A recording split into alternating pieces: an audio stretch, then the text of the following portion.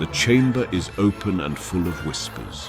What if the brightest witch of her age arrived at Hogwarts, already knowing how the story ended? Let's start at the precise moment everything changed.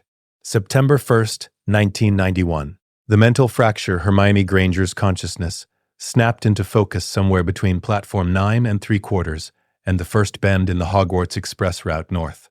One moment she was 19 years old.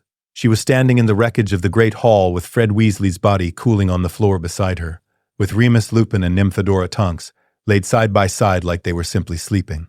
With the knowledge that Dobby was buried under a headstone she had helped Harry carve with her own shaking hands, the smell of blood and smoke and ancient stone was so real she could taste it. The next moment, she was small.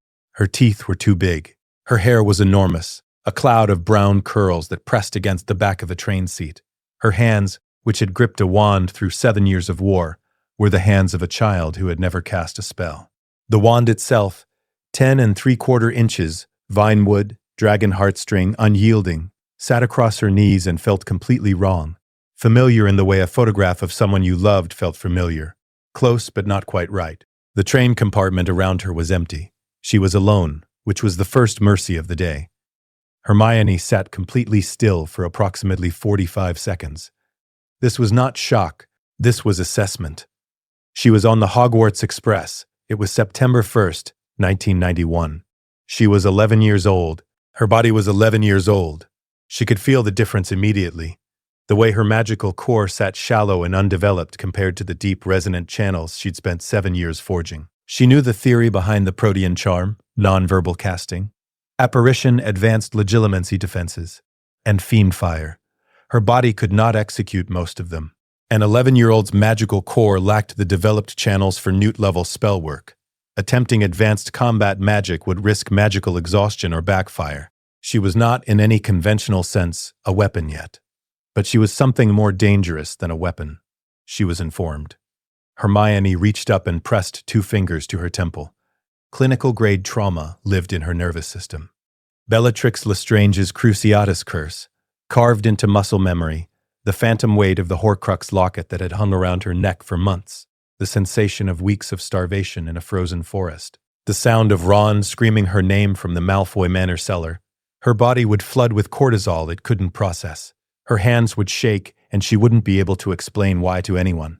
She was the emotional architecture of a war veteran compressed into the neurochemistry of a prepubescent child. She had approximately 30 minutes before the train reached its midpoint, and she needed to find Harry Potter. Hermione allowed herself exactly 90 seconds of grief. She thought of Fred's face, mid-laugh, in a corridor she would never see destroyed. She thought of Remus Lupin, who in this timeline was alive right now, living in poverty somewhere in Britain, isolated and alone, believing his friends had betrayed each other. She thought of Dobby, who was enslaved at Malfoy Manor at this very moment, not knowing he would someday be free. She thought of Cedric Diggory, who was currently 14 years old and had done nothing wrong and would be dead in 4 years if she failed. 90 seconds.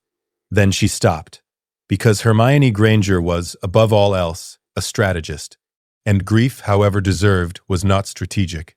Not right now. She pulled out a piece of parchment from the school bag at her feet. She'd packed it herself, weeks ago, a lifetime ago, in a bedroom in Crawley that she'd left for the last time this morning, with her parents watching proudly from the platform. She picked up a quill, and she began to write. The must-save registry. The list came quickly because she'd been composing it in her head since the moment she'd oriented herself.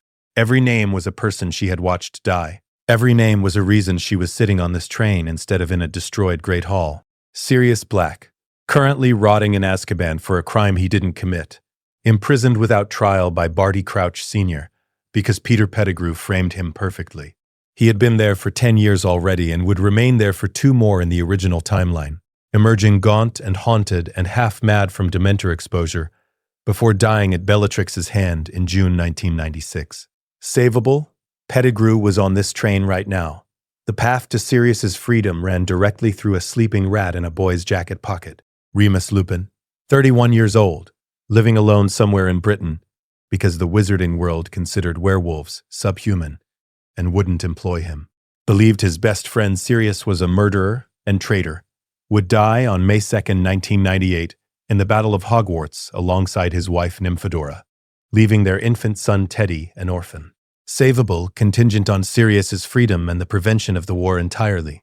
Fred Weasley, 13 years old, sitting somewhere on this train right now with his twin brother George, probably already planning something that would give McGonagall a headache, would die on May 2nd, 1998, mid-laugh, in a corridor explosion during the Battle of Hogwarts.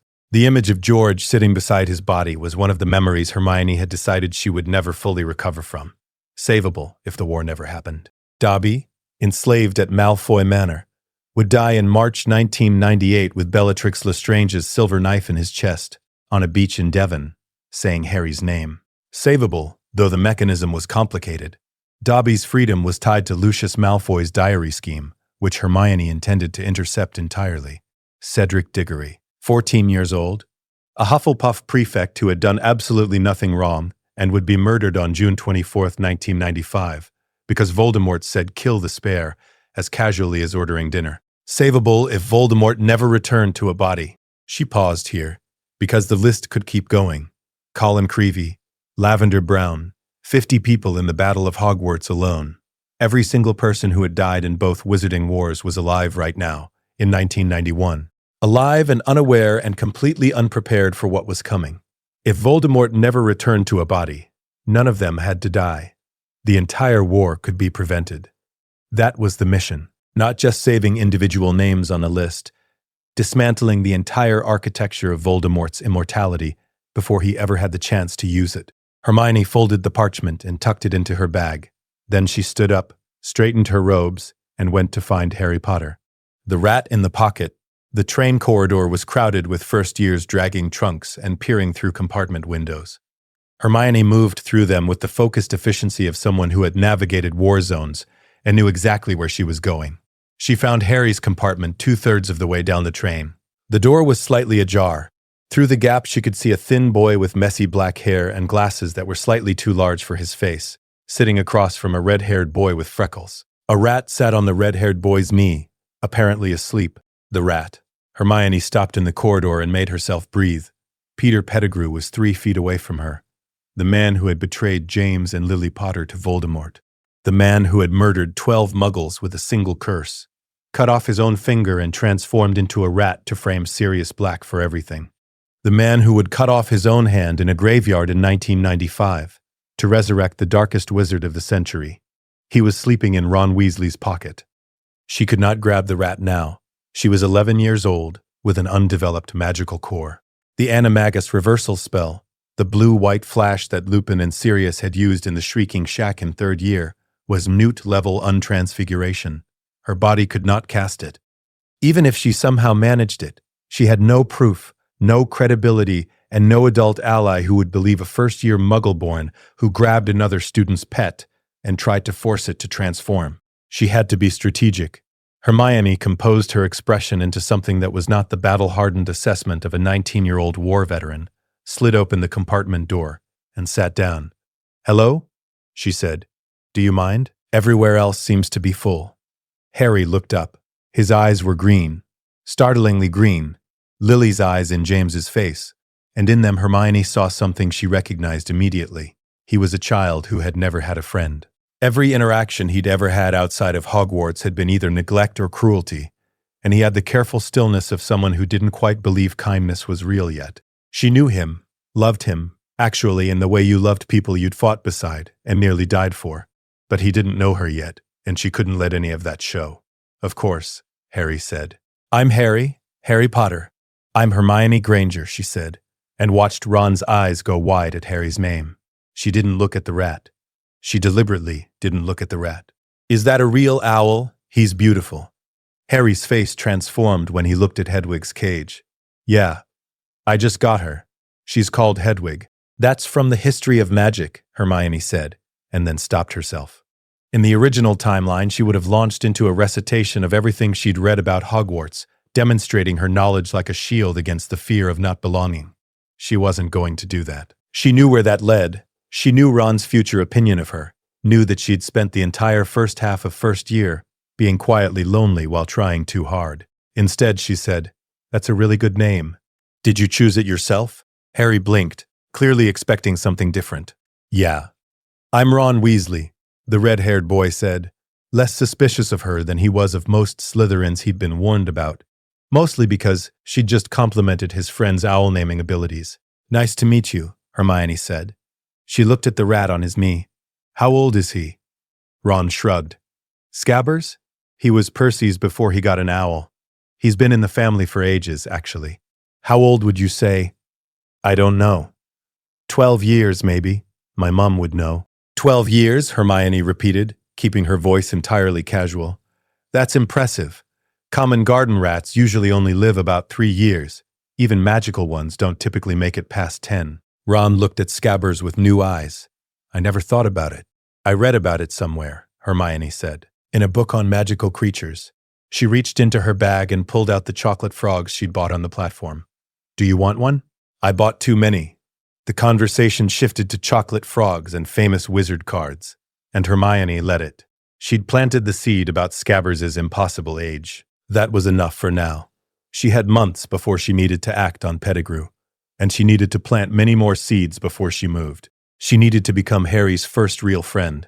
Not Ron, alongside Ron, and sooner than in the original timeline.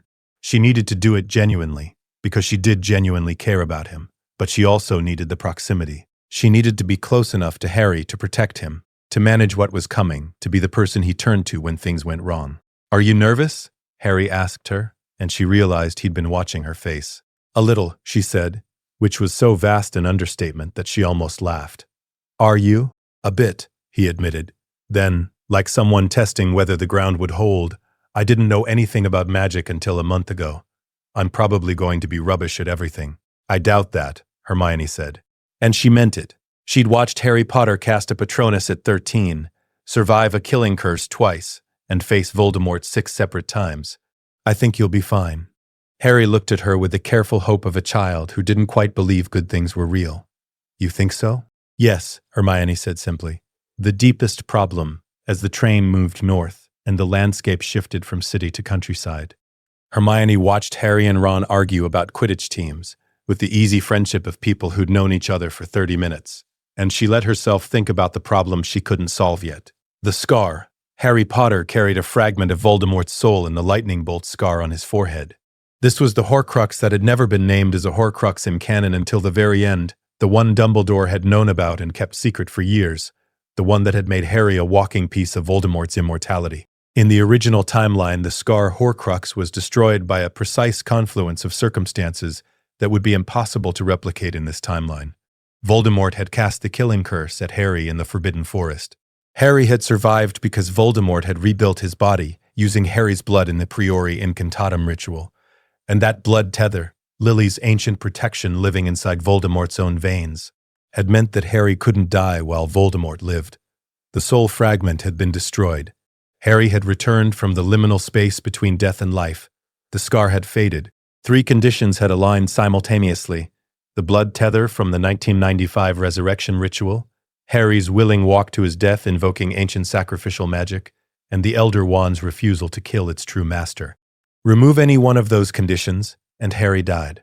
Here was the problem that kept her awake in ways nothing else could. If she prevented Voldemort from ever returning to a body, if she dismantled his Horcrux infrastructure completely, if she destroyed every anchor he'd created, then the 1995 resurrection ritual would never happen. The blood tether would never form, and the scar Horcrux would remain inside Harry's head with no safe method to remove it. Basilisk venom would destroy the Horcrux, but it would also destroy Harry.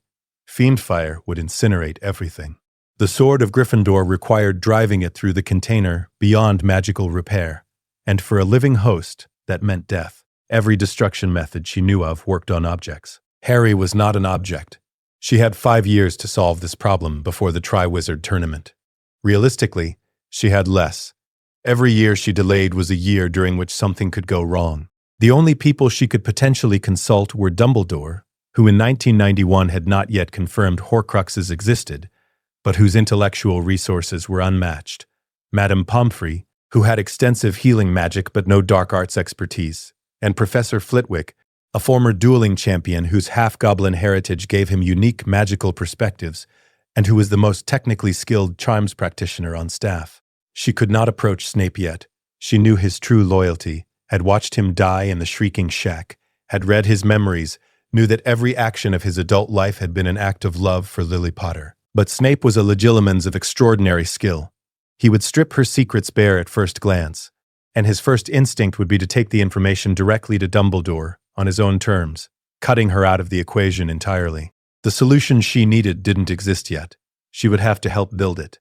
But first things first, before she could solve the scar problem, she needed to establish credibility. Before she could establish credibility, she needed to expose Peter Pettigrew. Before she could expose Peter Pettigrew, she needed to survive the sorting. And the sorting posed its own extraordinary complication. The Sorting Hat knows everything. This was not widely understood by students, who thought of it as a magical hat that somehow intuited personality. But Hermione had spent 7 years in the wizarding world, and she understood exactly what it was. The hat read the wearer's conscious and subconscious mind, memories, abilities, character, potential, every layer of personality. When the hat touched her head tonight, it would see everything: the Battle of Hogwarts, every Horcrux location, Snape's true allegiance, Dumbledore's plan to let Harry die, the deaths of 50 people, 7 years of a war that hadn't happened yet. The Sorting Hat was about to receive a complete download of the next 7 years of wizarding history from a war veteran wearing an 11-year-old's body. This was simultaneously her greatest risk and her most significant opportunity. The risk was obvious. If the hat shared what it saw with Dumbledore or any other faculty member, her foreknowledge would be exposed. Every plan would be compromised. She'd be brought in front of the ministry, studied, possibly have her memory modified. But the opportunity. The hat had never, in 1,000 years of continuous operation, been shown to share a student's private thoughts with anyone. Not even the headmaster. It kept its own counsel absolutely. It was, in a strange sense, the most trustworthy confidant in the entire building. And beyond trust, there was utility. If the hat saw her complete strategic map, it would understand the stakes. It might, within its limited operational capacity, become a silent co-conspirator. It couldn't act, it sat on a stool and sorted students. But it also could not be compelled to testify.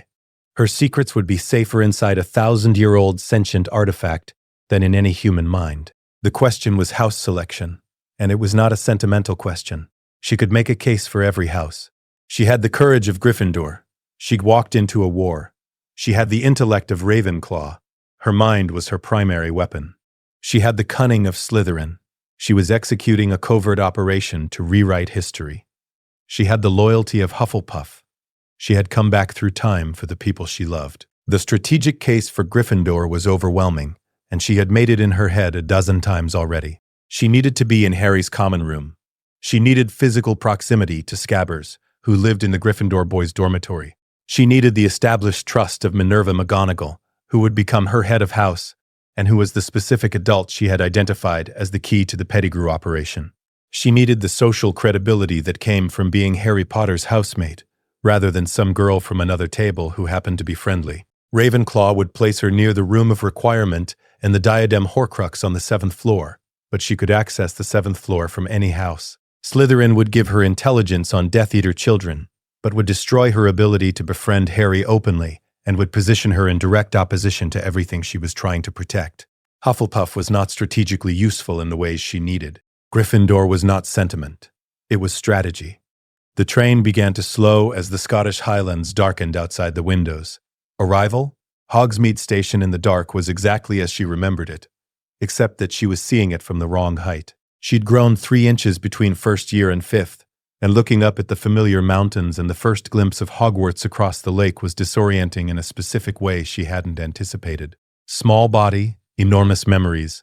Furs years over here. Hagrid's voice boomed across the platform, and Hermione felt something crack in her chest. He was enormous and loud and carrying his pink umbrella and completely unaware that she knew him, had shared meals with him, had defended his giant half-brother before the ministry, had stood at his side at a funeral. He was looking at her like she was a stranger. She followed the cluster of first years down to the boats, finding herself in a small vessel with Harry, Ron, and a nervous round-faced boy who introduced himself as Neville Longbottom. Neville was clutching a toad to his chest with the concentration of someone who had already lost it twice. "It's okay," Hermione said quietly, as the boats began moving across the black water toward the castle lights. "Toads are actually quite difficult to keep track of. You're doing fine." He had no reason to trust her yet. But she knew him, knew the man he would become, knew the extraordinary courage that lived inside what everyone would assume was timidity. She would not overlook Neville Longbottom this time. The castle rose out of the water, and the darkness, towers and turrets and ancient stones that had seen 1,000 years of children crossing this lake for the first time.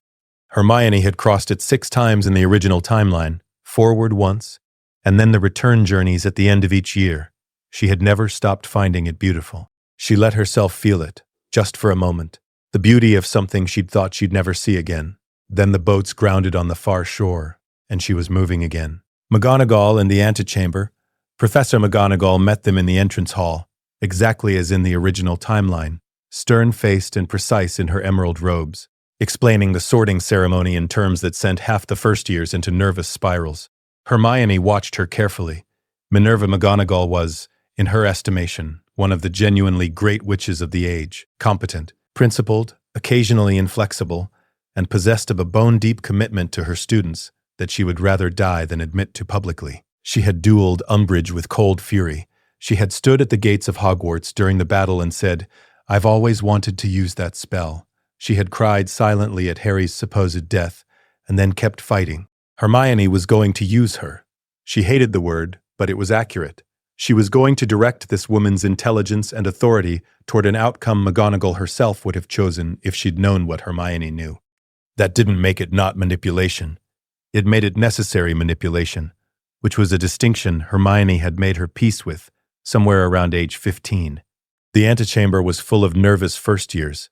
Draco Malfoy was already performing social hierarchy, selecting Harry for a networking conversation, using his family name as a credential, turning away Ron as a blood traitor's son. Hermione watched this with the weary recognition of someone who'd seen this dynamic play out in real time. She didn't intervene. Harry's rejection of Malfoy on the train, the moment he'd chosen the Weasleys over the Malfoys, was important. It was the first independent moral choice Harry Potter made in the wizarding world. She wouldn't take it from him. The ghosts drifted through the wall and sent half the antechamber screaming, and then McGonagall returned and led them into the Great Hall. The sorting, the hat sees everything. The Great Hall was exactly as she remembered, and the ceiling was showing a clear September night, and the candles floated exactly the right way, and Hermione had to spend 3 seconds talking herself down from a wave of grief so severe it nearly buckled her knees. She was here. She was really here. The last time she'd been in this room, she'd been stepping over bodies. The sorting hat sat on its stool, old, patched frayed along the brim, utterly ordinary looking. She knew what it was. She knew what was about to happen when it touched her head. The sorting began alphabetically. Abbott, Hannah. The hat took 30 seconds, then shouted Hufflepuff. The sequence continued. Lavender Brown to Gryffindor, Millicent Bulstrode to Slytherin. Hermione watched each sorting with the particular attention of someone who knew what these children would become, who they would fight beside, who she would need and who would need her. Granger, Hermione. She walked forward. The great hall was quiet. She sat on the stool. McGonagall placed the hat on her head. The darkness was immediate and complete. Then a voice, dry, ancient, deeply surprised. Well, I have sorted 4,216 students in this school. The hat said slowly, I have never encountered anything like you. I imagine not. You're not 11 years old. My body is. No, definitely not. The hat was quiet for a moment, and she felt it moving through her memories, not intrusively, but with the careful attention of something reading a very dense text. She let it look. She had decided to let it look. The Battle of Hogwarts, the Horcruxes, Snape's true allegiance, the Elder Wand. Another pause. Longer. You know everything. Not everything, but enough. The fragment of Voldemort's soul in the boy's scar. The hat was quiet for what must have been 15 seconds. In the great hall, the students would be shifting, wondering what was taking so long. A near hat stall, 5 more seconds and it would officially be won. Gryffindor, the hat said finally, and its tone was not the bored certainty it used for easy sortings. It was something closer to respect. Not because you're brave, though you are, because you're right. Gryffindor gives you what you need. I hope you know what you're doing, child. So do I. Gryffindor. The table in red and gold erupted in applause. Hermione walked toward it, sat down at the end of the bench, and looked back at the stool in time to see McGonagall place the hat on a small boy with glasses. Harry Potter's sorting took 4 minutes and 12 seconds. She counted. The hat argued with him. She couldn't hear it, but she knew what was being said, knew that Harry's mind was saying, "Not Slytherin, not Slytherin," with the desperation of a child who already associated that name with everything wrong in his world. "Gryffindor?" Harry practically ran to the table. He looked relieved, slightly stunned, and so young it hurt. Hermione shifted down the bench, leaving the space beside her empty. Harry sat in it. He looked at her with the surprised gratitude of someone who hadn't expected anyone to save him a seat. "Well done," she said quietly. "Thanks," he said. "You too." A pause. "The hat took ages with you." "Difficult case," she said. "I think it wasn't sure what to do with me." Ron dropped into the seat on Harry's other side, and the feast began, and the three of them were already a unit, not forged in a bathroom with a troll, not assembled from loneliness and shared danger in October. Assembled here, now, over chicken and roast potatoes, in the first hour of the first night, because Hermione had decided that this time every choice would be intentional. The feast rolled on around her. Dumbledore stood and gave his opening remarks. Hermione noted Professor Quirrell's turban with the careful neutrality of someone cataloging a threat. She noted the way Quirrell moved, the way he avoided eye contact, the particular stiffness of his neck as he turned. The garlic was present. She could smell it from 3 tables away. Stronger than it should have been, covering something. Voldemort was in this room right now, a parasite on a stuttering professor, weaker than he'd been in 50 years, barely capable of coherent thought. He was here, and Hermione was here, and she was the only person in the building who knew where to look. She ate her chicken. She laughed at something Ron said about Percy's prefect badge. She made sure Harry ate enough.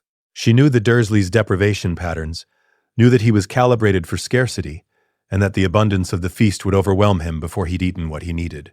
"Have more," she said, pushing the serving dish toward him. "You should eat." "Okay," he said, and took more. Hermione looked up at the teacher's table and found Dumbledore watching her, not with suspicion, with interest. Sharp, intelligent interest. The kind of look he gave things that didn't fit his established models. She held his gaze for exactly 2 seconds, then looked away. She already knew about Dumbledore's legilimency, the casual surface reading he did during eye contact. Not deep invasion, just the habit of a man who had spent 60 years gathering information from faces. She had decided to let him see what she wanted him to see. A Muggle-born first year, who was perhaps unusually composed, unusually perceptive, and perhaps unusually unafraid for a child at her first sorting feast. Nothing that would alarm him yet, just enough to make him pay attention.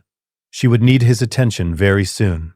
The first night, dormitory and planning, the Gryffindor common room, was warm and red. She'd spent 7 years in this room, had done homework in every corner of it, had planned a war from the fireplace end, and argued in the window alcoves and sat on the floor doing nothing in particular on quiet afternoons before everything went catastrophically wrong. She stood in the entrance and felt, briefly, completely undone.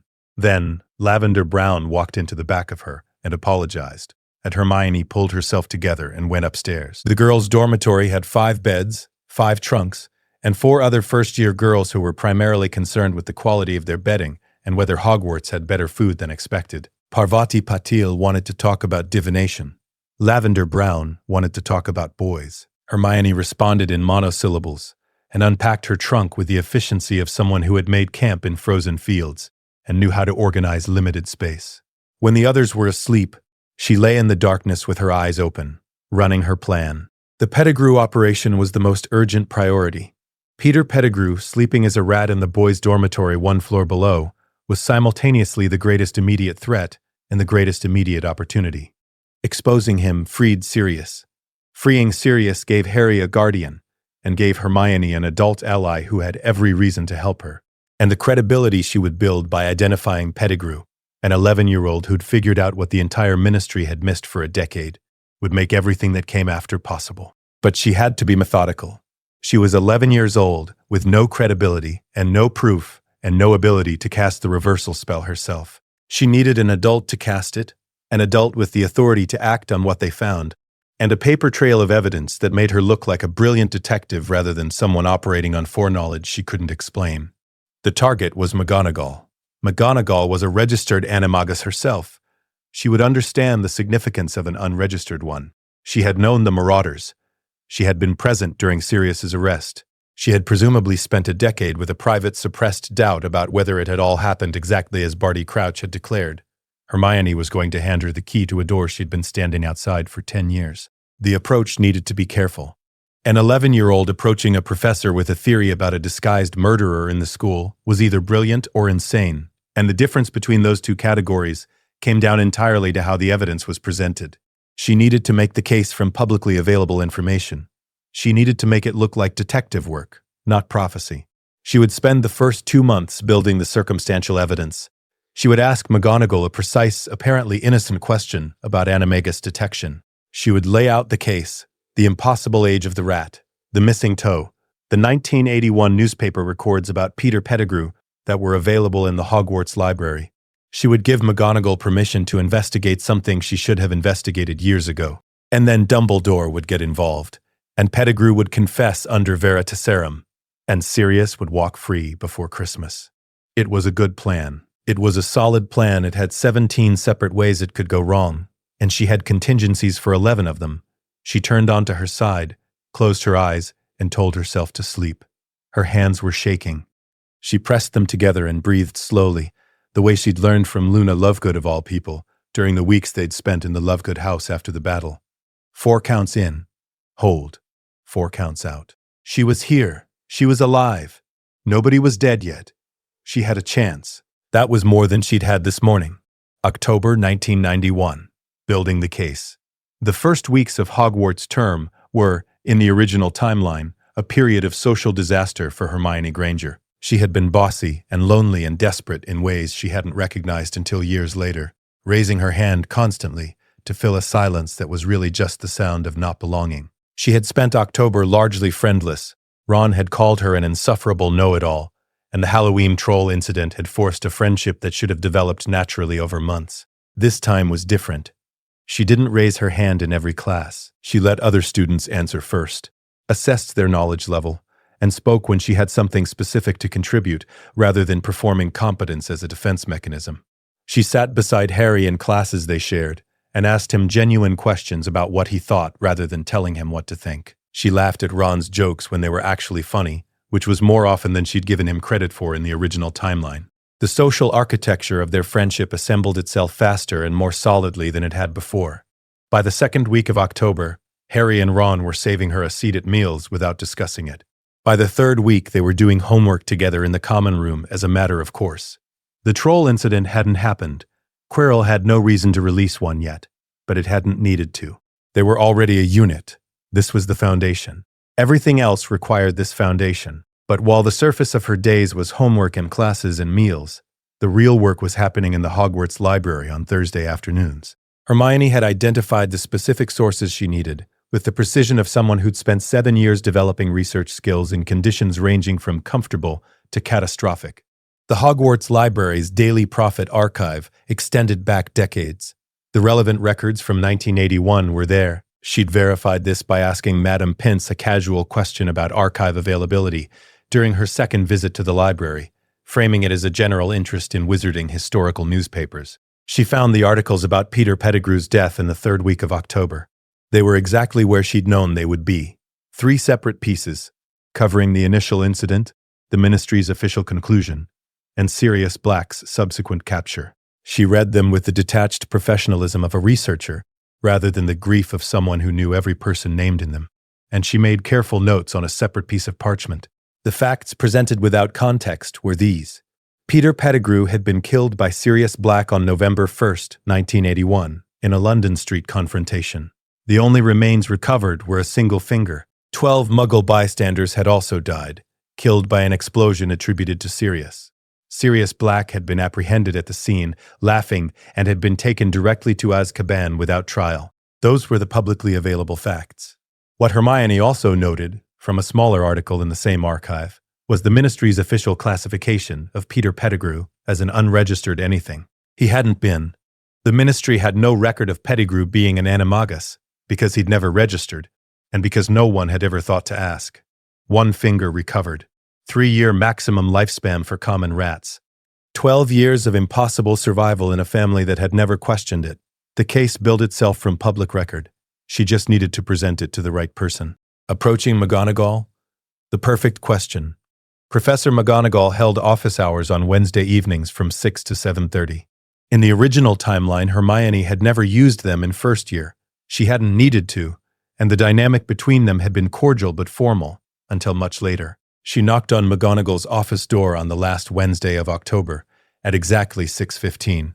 "Come in, Miss Granger." McGonagall's office was precisely organized in the way of someone who considered disorder a personal failing. Stacks of essays arranged by year group, quills in a ceramic holder, a tartan tin of shortbread biscuits on the corner of the desk that she never offered to students but occasionally ate from between appointments. There was a framed photograph of the Gryffindor Quidditch team from 1967 on the wall behind her. "I had a research question," Hermione said, sitting down in the chair across the desk without being asked. "Not rude, miss. Just the efficiency of someone who didn't waste movement." She caught McGonagall's slight eyebrow raise at the confidence of it and modulated accordingly, straightening slightly. "If that's all right, Professor, what is your question?" "I've been reading ahead in transfiguration theory," Hermione said. "The section on animagi transformation. I understood the principles of the transformation itself, but I couldn't find a clear explanation in any of the standard texts of how one would detect an unregistered animagus. The books discuss registered animagi and how to verify registration, but the detection question specifically seems to be absent." McGonagall's expression was entirely professional. "That is indeed a gap in standard educational materials. Detection of unregistered animagi is considered advanced magic. It isn't typically covered until NEWT level, if at all." "I understand. I was just curious about the principle. Is there a reversal spell that would force an animagus back to human form? Something that would work even without the subject's cooperation?" "There is," McGonagall said. "The animagus reversal charm is a specialized untransfiguration. Quite advanced work, but a straightforward enough principle. It triggers the involuntary reversal of the transformation, regardless of the subject's intention. A standard animal would be entirely unaffected by it. The spell would simply find nothing to reverse. So it would be harmless to a normal animal, but would reveal a transformed wizard. In theory, one could cast it on any animal with suspicious characteristics and know definitively whether it was an animagus or simply an animal." McGonagall studied her with the expression of someone connecting observations. "What prompted this particular line of inquiry, Miss Granger? This is unusually specialized research for a first year." Here was the pivot. Hermione had planned every word of what came next. "I was reading the library's Daily Prophet archive," she said. "Historical research. I found the 1981 articles about Peter Pettigrew and the Sirius Black arrest." A microsecond of stillness in McGonagall's expression. Almost invisible, Hermione caught it. "I see," McGonagall said carefully. "I noticed something that seemed like a discrepancy," Hermione continued, her voice entirely level. "The articles said Pettigrew was killed and only a single finger was recovered. I'd also just been reading about the lifespan of magical animals, and I happen to know that Ron Weasley has a rat called Scabbers that his older brother had for approximately 12 years before passing him down, which is well beyond the natural lifespan of even a magical rat. And Scabbers is missing a toe on his front right paw." The silence in McGonagall's office lasted 4 full seconds. "One finger," McGonagall said very quietly. "One finger," Hermione confirmed. "I might be completely wrong. It might just be a coincidence. An old rat with a missing toe and an unusually long life. But I thought, given your expertise in animagi and your knowledge of that era, you would know much better than I would whether this was worth investigating.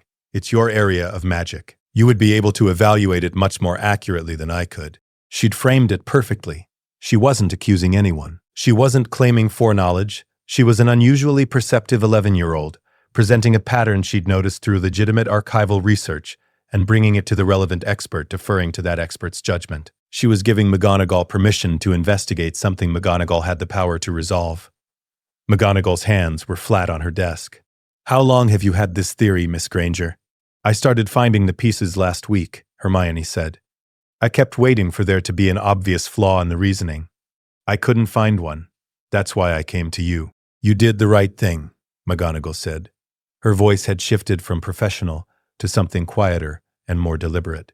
"Leave this with me, Miss Granger, and please don't discuss this with anyone, not even Harry or Ron, until I've had time to look into it." "Of course, Professor." Hermione stood, nodded once, and left. In the corridor outside, she pressed her back against the stone wall and closed her eyes. Her heart was hammering. She'd known it would work. She'd planned it to work.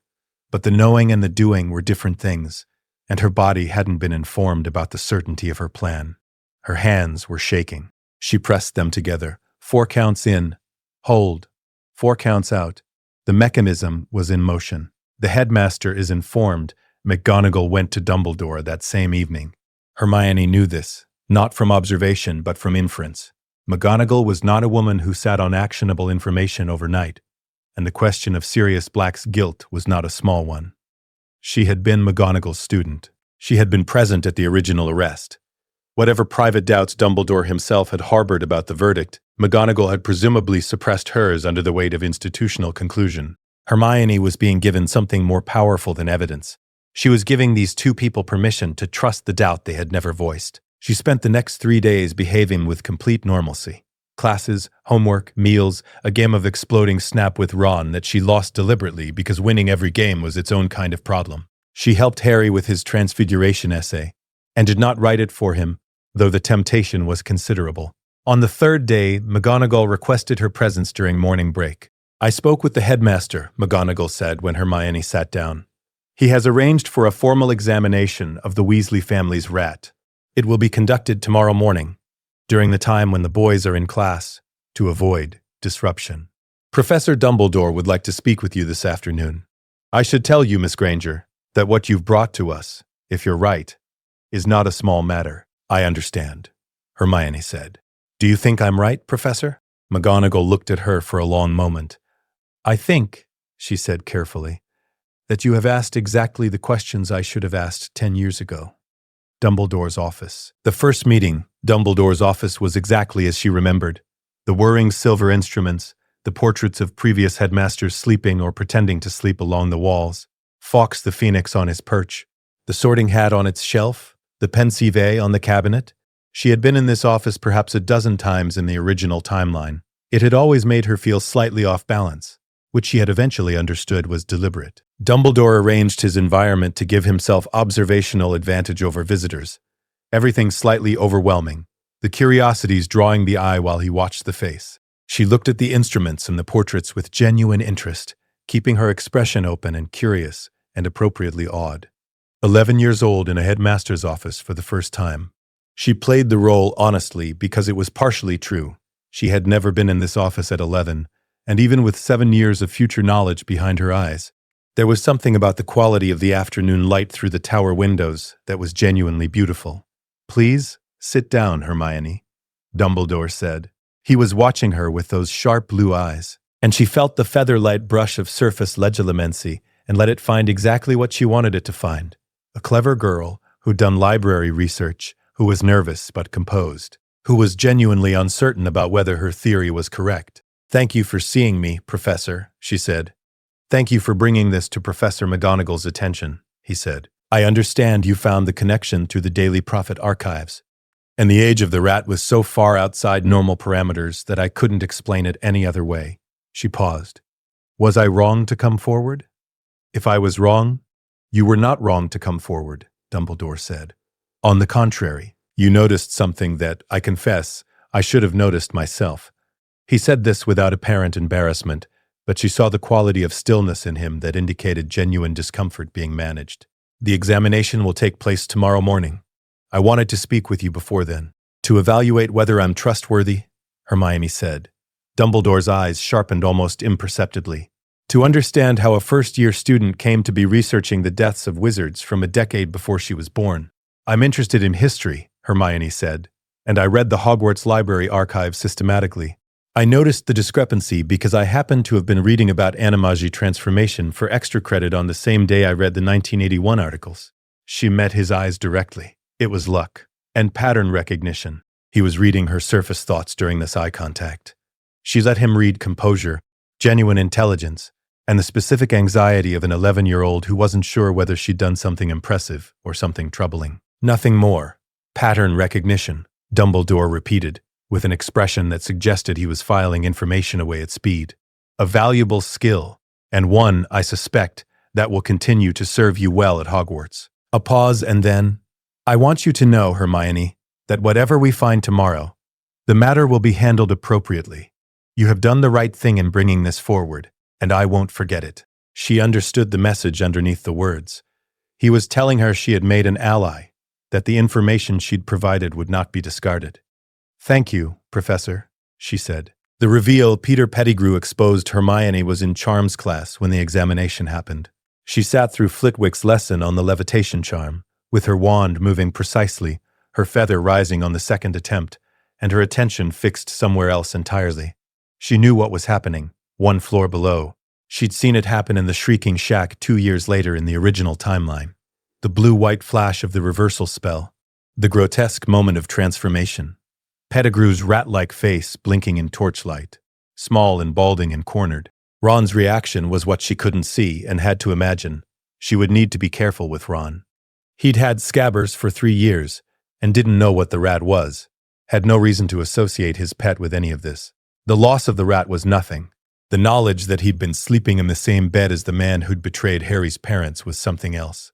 She went to find Ron at lunch. He was sitting at the Gryffindor table with Harry, and both of them had the blank, stunned expression of people who had been informed of something enormous. Hermione sat down beside Harry. "You know," Harry said. "It wasn't a question. I was told this morning that Professor Dumbledore was going to examine scabbers," Hermione said carefully. "I'd noticed some things about him that seemed strange. I brought them to Professor McGonagall. I didn't know for certain what they'd find." Ron was staring at his empty plate. "He was my rat," Ron said. "I slept in the same dormitory as him." "I know," Hermione said. "I'm sorry, Ron. Is it true he actually betrayed Harry's parents? Under Veritaserum, which they'll administer this afternoon, he'll confirm everything," Hermione said, and realized she'd said it with more certainty than she should have. "I think he will," she corrected. "The evidence is very strong." Harry was quiet for a long moment. Then he said, "Sirius Black didn't do it." "No," Hermione said. "He's been in Azkaban for 10 years for something he didn't do." "Yes." Harry looked at his plate, then back at her. "How long have you known about this?" "I started putting the pieces together a few weeks ago. I couldn't do anything by myself. I needed an adult who could cast the reversal spell and had the authority to act on what they found." She met Harry's eyes. "I went to McGonagall as soon as I was sure the pattern made sense." Harry looked at her for a long moment, with an expression she'd seen on his face in other circumstances. The expression of someone recalibrating his understanding of another person. "You figured this out on your own? In the first month of school?" "I read a lot," she said. Ron made a sound that was not quite a laugh. "You read a lot," he repeated. "Brilliant." Pettigrew's confession and Sirius's freedom. The formal examination of Peter Pettigrew took place in Dumbledore's office that afternoon, with Dumbledore, McGonagall, and 2 Aurors present. Pettigrew, restrained and cornered and without the option of transformation, confessed comprehensively under Veritaserum. He had been the Potter's secret keeper, not Sirius. He had betrayed James and Lily to Voldemort willingly, not under duress. He had murdered the 12 Muggles by blasting the street with his own wand, cut off his own finger, and transformed, leaving Sirius alone at the scene. He had spent 12 years as a rat in the Weasley family, waiting for any sign that Voldemort might return. The dark mark on his arm was visible and physically present. Additional corroboration that no Veritaserum could have manufactured. Minister for Magic Cornelius Fudge, barely a year into his tenure, arrived at Hogwarts within 2 hours of being contacted. He arrived, Hermione understood from later accounts filtered through Ron and Harry, with the particular energy of a politician who recognized both a disaster and an opportunity. The disaster was that the Ministry had imprisoned an innocent man for a decade without trial. The opportunity was that correcting that disaster while Voldemort remained vanished and powerless was infinitely cheaper than having it surface later. Dumbledore's guidance was, as always, decisive. Sirius Black's formal exoneration papers were filed within 48 hours. The legal process for establishing him as Harry's rightful guardian, the process that had been denied at every turn in the original timeline, because no one had believed him innocent, moved with the efficiency of a ministry that wanted this resolved quietly and completely. Sirius Black was released from Azkaban on November 15, 1991. Hermione knew this from the Daily Prophet, which read a front-page article with a photograph of a man who looked 10 years older than his age, gaunt and pale and blinking in unfamiliar sunlight. The article noted that he had been imprisoned without trial, and that the Ministry of Magic offered its deepest apologies for this miscarriage of justice. She read the article 3 times. Then she folded it carefully and put it in her trunk under her winter robes. Harry received a letter from Dumbledore the same day the article ran. He read it at breakfast, and his hands were shaking by the end of it. He looked up at Hermione with eyes that were doing something complicated. "He wants to meet me," Harry said. "Sirius, my godfather. He stopped. "Dumbledore says he has legal guardianship. That I don't have to go back to the Dursleys for Christmas. That You could spend Christmas with your godfather," Hermione said. Harry put the letter down carefully, with the particular care of someone handling something that might dissolve if held too hard.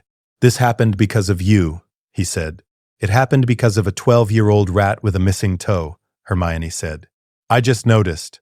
"Hermione," his voice was very quiet. "Thank you." This boy who had spent the first 11 years of his life being told he wasn't wanted, who had learned to make himself small to avoid his uncle's anger, who had never had Christmas with people who loved him. She thought of the parallel version of this child walking into a forest at 17 to let himself be murdered. "You're welcome, Harry," she said. Quirrell, the second operation. With Pettigrew exposed and Sirius's exoneration in process, Hermione had established the credibility she needed for the next phase. She had one meeting with Dumbledore before Christmas break to brief him on Quirrell. She requested it through McGonagall, framing it as a follow-up concern from her Pettigrew research. She had noticed other things, she said, that she wanted to bring to his attention. Dumbledore received her in his office on a Tuesday evening in late November. "I wanted to tell you something," Hermione said, "about Professor Quirrell." Dumbledore's expression did not change. "Yes? I've been watching him since term started. I noticed several things that seemed unusual." She laid them out precisely.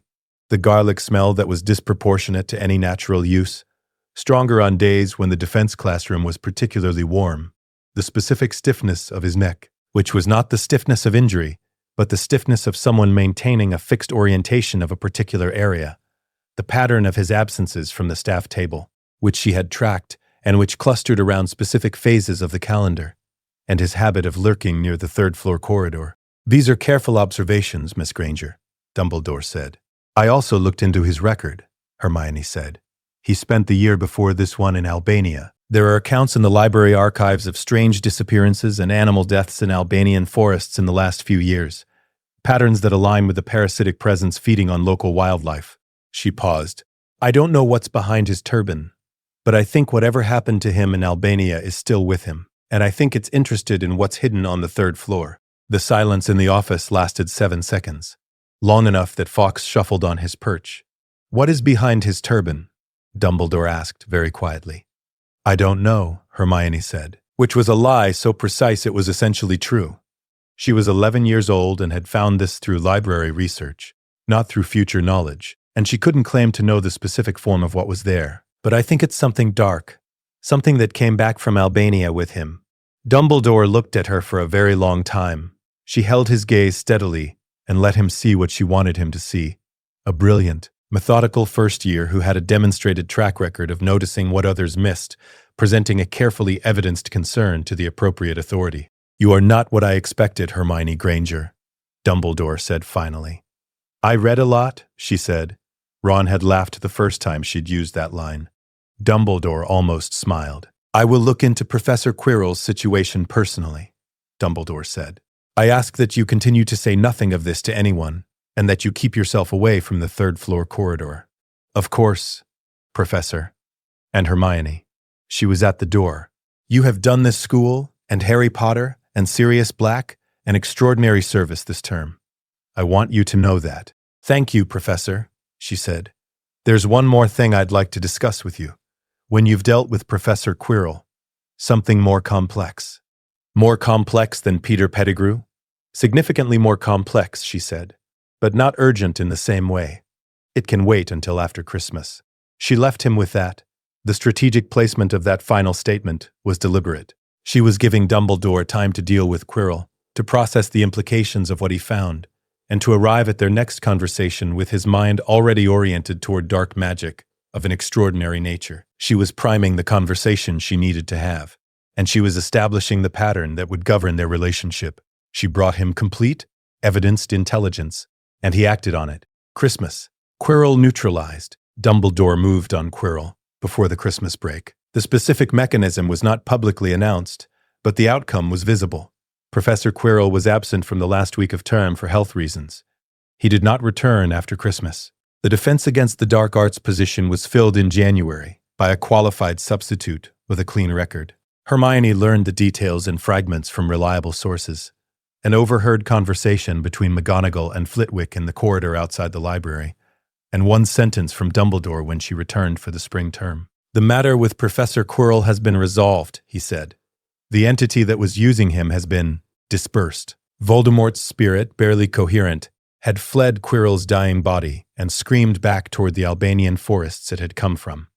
Weaker than ever, without a body, without a servant, without a Horcrux network that Hermione had not yet begun dismantling, but without the specific threat of the Philosopher's Stone because Dumbledore had removed the stone from Hogwarts entirely once he understood what was happening. Nicholas Flamel had been informed. The stone had been returned. The third-floor corridor was unsealed, and Lord Voldemort's wraith was in Albania. Alone. Confused. Without a single active servant in the British wizarding world, because Pettigrew was the only one who'd been looking for him, and Pettigrew was in ministry custody. It was November, and Hermione was 11 years old, and already the original timeline had fractured so completely that the war she remembered might never happen at all. She allowed herself exactly one evening of relief. She sat in the Gryffindor common room by the fire, with Harry and Ron on either side of her, doing absolutely nothing productive, and she thought about everyone who was still alive. Then she thought about the scar on Harry's forehead. The one thing she hadn't solved yet, the one anchor that connected Voldemort to continued existence even as a wraith, the one problem that didn't have an answer yet. One evening of relief. Then back to work. January 1992, the Horcrux briefing. She requested a meeting with Dumbledore in the second week of January, framing it as a follow-up to their earlier conversation. She said she had information about the nature of Voldemort's immortality that she believed he needed to have. Dumbledore received her on a Thursday evening, with Fawkes on his perch, and a fire burning, and the quiet attention of someone who had spent 30 years waiting for someone to tell him something he didn't already know. Hermione sat across from him, folded her hands on her knees, and said, "I believe Voldemort created multiple soul anchors to prevent his own death. I believe these are the reason he survived the killing curse's rebound in 1981, and I believe I know where most of them are." The silence that followed was the longest Hermione had ever sat through in this office. "Soul anchors," Dumbledore said finally, very carefully. "The technical term, I believe, is Horcrux," Hermione said. "A dark object into which a fragment of the soul is placed, requiring first the commission of murder to split the soul through the act of ultimate evil. As long as the Horcrux survives, the Maker cannot die." Dumbledore's face had undergone a series of changes she found impossible to catalog precisely. Shock, recognition, confirmation of a theory held for years without proof, and something that might have been relief at no longer being alone with the suspicion. "Where did you find this information?" he asked. "I've been reading very broadly," she said, which was entirely accurate.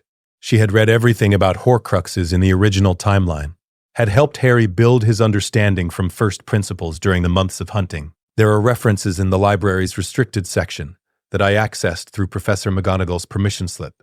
She'd been given a general restricted section permission slip in November, after the Pettigrew credibility establishment, and had used it to develop her cover story. The pieces pointed to a coherent theory. "And the locations," Dumbledore said. "You said you know where most of them are. Based on Voldemort's known history and the objects he would have had access to." This framing was critical. She was presenting her future knowledge as historical analysis, inferring from patterns rather than claiming certainty. "I believe he would have chosen objects of historical significance, things that meant something, trophies, artifacts, and locations tied to his personal history." She laid it out. Not in the clinical certainty of someone who'd actually hunted them, but in the careful, hedged language of someone who'd constructed a theory from historical research. Tom Riddle's diary. She'd seen references in library texts to dark objects capable of memory preservation and personality imprinting. A diary was a logical choice for someone who had grown up in isolation and valued the permanence of the written word. She believed Lucius Malfoy might have it based on his proximity to Voldemort during the First War and the timing of certain events she'd researched. Marvolo Gaunt's ring, The Gaunt family shack in Little Hangleton was Voldemort's maternal heritage, a location of personal significance he would have visited. The ring was described in historical accounts of the Gaunt family as a family heirloom, Salazar Slytherin's locket. She had read about Regulus Black's disappearance in 1979 and the subsequent account, pieced together from family records that pointed toward an attempted Horcrux theft. The locket was almost certainly at 12 Grimmauld Place, with the house elf creature, Rowena Ravenclaw's diadem, lost for centuries, but located according to Helena Ravenclaw's ghost in the Room of Requirement at Hogwarts. She had spoken with Helena during November and been told the story. Helga Hufflepuff's cup, in the Lestrange vault at Gringotts, based on the known inventory of Bellatrix Lestrange's vault contents as documented in records she'd accessed through the library. And Harry Potter's scar. She paused here. Dumbledore was watching her with an intensity that was unlike anything she'd seen from him before. He wasn't using legilimency. He was simply listening, with his complete and undivided attention, in the way of someone who had just had the most important intelligence of the century laid on his desk by an 11-year-old girl. The scar, he said, very quietly. I believe the killing curse's rebound in 1981 accidentally created a seventh Horcrux inside Harry Potter's scar, Hermione said. I believe this is why he survived. The soul fragment attached to the nearest living thing when the curse rebounded, which was Harry, and that fragment has been inside him ever since. You understand what that would mean, Dumbledore said, for Harry. Yes, Hermione said. I understand exactly what it would mean, and I want to be very clear about one thing, Professor. She held his gaze directly. I will not accept that Harry has to die to resolve this problem. I don't care what the conventional understanding of Horcrux destruction requires. There has to be another way, and I would like your help finding it. The fire crackled. Fawkes made a low sound from his perch. Dumbledore looked at the 11-year-old girl across his desk, who had just disassembled his entire strategic understanding of the war with Voldemort, and replaced it with something simultaneously better and more devastating. How did you come to know all of this? Dumbledore asked, and this time the question was not casual, it was not rhetorical. It was the real question, the one he'd been building to for the entire conversation. I read very broadly, Hermione said. And this time the line didn't work the way it had before.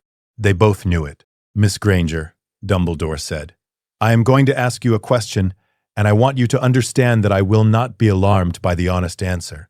In fact, I suspect the honest answer will explain a great deal. He paused. Are you operating on information that could not have been obtained through any library in Britain?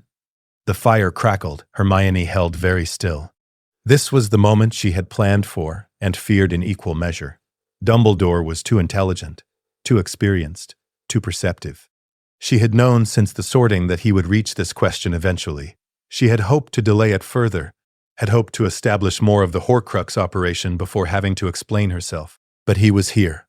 The question was asked, and lying to Albus Dumbledore was not a viable long-term strategy. Yes, she said. Would you be willing to tell me how? She had 3 prepared responses for this moment. The first was complete denial, which she had already ruled out. The second was partial truth, a version that gestured at time travel without specifics, that implied accident rather than intention. The third was complete honesty. She chose the third. I am 19 years old, she said. Mentally, I have the memories and experience of a woman who lived through the next 7 years of wizarding history, including a war that resulted in the deaths of over 50 people I knew personally. I don't know the mechanism of how I came to be in this body at this time, but I am here, and I have complete knowledge of what happens if nothing changes, and I have been using that knowledge to prevent it. The silence was very long. The diary, Dumbledore said. The ring, the locket, Pettigrew, Quirrell. Yes, you knew all of it. Yes. And the scar. Yes. Her voice was steady. I knew about the scar in the original timeline. And I know how it was resolved in the original timeline. But that resolution required Voldemort to resurrect himself, using Harry's blood in a ritual that has not happened, and, if everything goes correctly, never will happen. Without that ritual, the mechanism that allowed Harry to survive doesn't exist. Which is why we need to find another way. Dumbledore stood up slowly and walked to the window.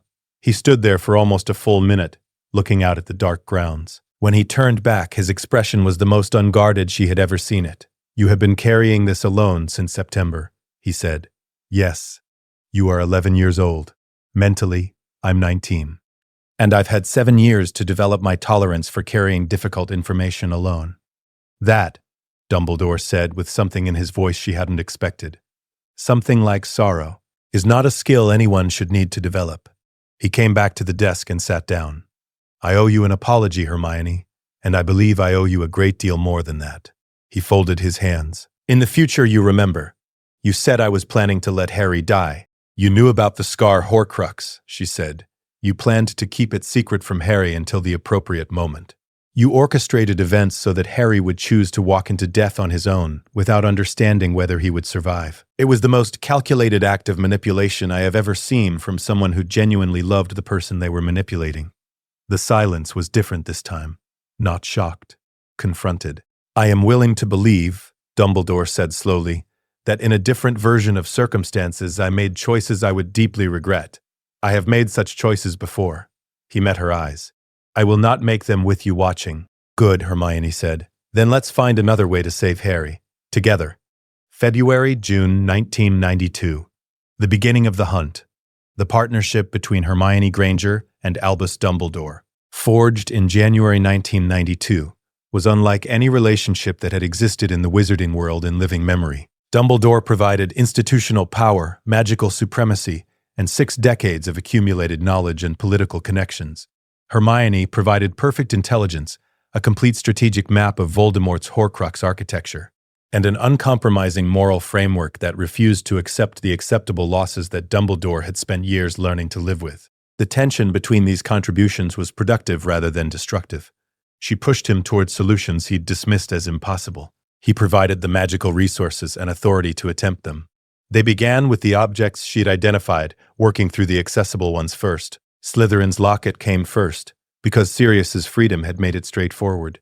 In February, Dumbledore approached Sirius, who was still recovering from Azkaban at a supervised magical facility, and explained what was needed. Sirius, who had hated Creature and 12 Grimmauld Place in equal measure, but who was motivated by the knowledge that Regulus had died trying to destroy one of Voldemort's Horcruxes, gave the order. Creature was summoned. He arrived resentful and resistant, clutching the memory of his last master's last command. But Sirius had something now that he hadn't had in the original timeline: the full truth about Regulus, provided by Hermione through Dumbledore. The knowledge that Regulus had died not as a coward but as someone who had tried, at the cost of his life, to end Voldemort. Hermione had written out everything she knew about Regulus Black's final months and given it to Dumbledore to pass to Sirius. Sirius told Creature. The old house elf, hearing his beloved master Regulus's sacrifice described with the specificity of truth, broke in a way that was not destructive, but releasing. He brought the locket. He explained where Regulus had found it. He explained what Regulus had asked him to do. Completing Regulus Black's final mission transformed Creature. This was something Hermione had always known was possible, had seen it happen in the original timeline when Harry treated the elf with basic kindness. It happened here earlier and more completely, with the truth of Regulus's heroism as the mechanism. The locket was delivered to Dumbledore, destroyed with basilisk venom harvested from the Chamber of Secrets. Dumbledore had organized a careful retrieval operation, accessing the chamber through Parseltongue recordings provided by researchers, collecting venom from the living basilisk, with precautions that prevented casualties. The Ravenclaw diadem came in March. Dumbledore accessed the Room of Requirement on the 7th floor, found the Room of Hidden Things exactly as Hermione had described it, and located the diadem among centuries of accumulated junk, destroyed with basilisk venom. The Gaunt Ring was April. Dumbledore traveled to Little Hangleton with extensive precautions. He retrieved the ring. He did not put it on because Hermione had told him what would happen if he did. The stone in the ring is the Resurrection Stone, she had told him, in the January meeting. One of the 3 Deathly Hallows. It can show the shades of the dead. You will want to put it on. You'll want to see Ariana. She had said this as gently as she knew how. If you put it on, you will die. The Gaunt Ring carries a withering curse that the Resurrection Stone's housing activates. In the original timeline, you had a year to live from the moment you put it on. I don't want that for you. Dumbledore had been very still when she'd said this. The mention of Ariana, his sister dead at 14 by a curse that might have been his own, the grief he had carried for 60 years, landed exactly as hard as she had known it would. "You know about Ariana," he said. "I know enough," she said. "I know you've carried it. And I know that the stone would offer you something that looks like her and is not." He had not spoken for a long time. In April, he returned from Little Hangleton with the ring's Horcrux destroyed and the stone intact, having not worn it. The diary was the hardest of the spring operations, because it required moving against Lucius Malfoy, who had not yet deployed it and who would not do so until August 1992. "We need it before he uses it," Hermione told Dumbledore. In the original timeline, he gave it to Ginny Weasley, and it nearly killed her. It possessed her. It used her as a vessel to open the Chamber of Secrets. Several students were petrified. Harry had to kill the basilisk in second year. She paused. "I would prefer to avoid all of that." "You're suggesting we retrieve the diary from Malfoy Manor before it can be deployed," Dumbledore said. "I'm suggesting that a legal search of Malfoy property for dark artifacts, triggered by Pettigrew's testimony under Veritaserum, in which he named Lucius Malfoy as a Death Eater supporter, would give the Ministry authority to conduct exactly that search." Dumbledore considered this. "You have thought about this carefully." The Ministry's search of Malfoy Manor happened in May 1992, authorized by the Minister on the basis of Pettigrew's Veritaserum testimony. Lucius claimed imperious, as he always did. Several dark objects were confiscated. Among them was a small black diary, Tom Riddle, 1943, embossed on the cover. It was delivered to Dumbledore by Ministry confiscation order, destroyed with basilisk venom that same afternoon. By June 1992, the end of Hermione's first year at Hogwarts, 4 Horcruxes had been destroyed: the locket, the diadem, the ring, and the diary. The cup remained in the Lestrange vault at Gringotts, requiring a more complex approach. And Harry's scar remained unsolved, the problem she and Dumbledore had begun working on in every meeting, approaching from new angles, neither of them willing to stop until they found a path that didn't require a boy to die. Voldemort's wraith was in Albania, alone, without a single Horcrux outside Harry's scar and a cup behind goblin security she hadn't breached yet. Hermione sat on the Hogwarts Express going south at the end of term, watching the Scottish Highlands give way to softer countryside, and thought about what she'd accomplished.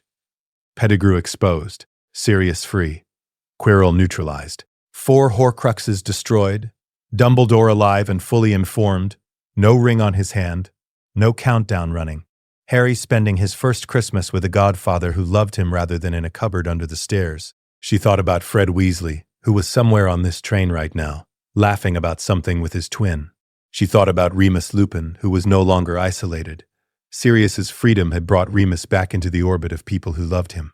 She thought about Dobby, who she'd been unable to help yet because the diary interception had removed the mechanism of his canon freeing, and who needed a different path to freedom that she hadn't worked out yet. She thought about Harry's scar, and the problem she and Dumbledore hadn't solved, and the wraith in Albania getting weaker every day without a body or a Horcrux to sustain it. She took out her original piece of parchment, the must-save registry she'd written on the train on September 1st, and looked at the names. Sirius Black, alive and free. Remus Lupin, alive. Dobby, still enslaved, still working on it. Cedric Diggory, alive, and if Voldemort never returned to a body, would stay that way. She folded the parchment and put it in her pocket. The train moved south through the summer landscape, and Hermione pressed her forehead against the cool glass of the window and let herself, just for a moment, feel the particular weight of being the only person alive who knew what all of this had cost the first time around. Summer 1992, the Gringotts problem. The Hufflepuff Cup sat in Bellatrix Lestrange's vault at Gringotts Bank, protected by goblin wards, the thief's downfall that stripped enchantments and disguises, Gemino and Flagrante curses that multiplied and heated any object touched without authorization, and a half-mad dragon chained in the depths of the oldest tunnels. In the original timeline, Hermione, Harry, and Ron had broken in during wartime using Polyjuice Potion, Imperious Curses, and Desperation. They'd escaped on the dragon's back, destroying half the bank in the process, and permanently burning bridges with the Goblin Nation. It had been necessary in war. In peacetime, it would be catastrophic. Hermione explained this to Dumbledore in their first meeting after term ended, sitting in his Hogwarts office with the summer sunlight streaming through tower windows. "We need the cup," she said. "But a break-in would create political consequences we can't afford. The goblins would view it as an act of war against their sovereignty.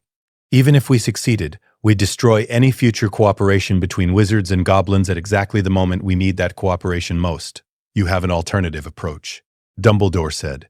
It wasn't a question. Bill Weasley, Hermione said, he's a curse breaker for Gringotts. He has goblin trust. And more importantly, we have legal leverage.